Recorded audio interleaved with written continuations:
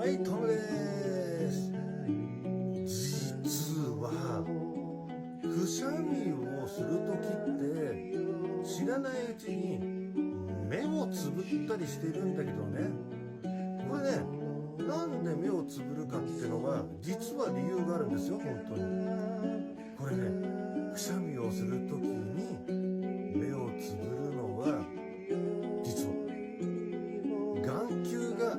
飛び出さないためなんですよ。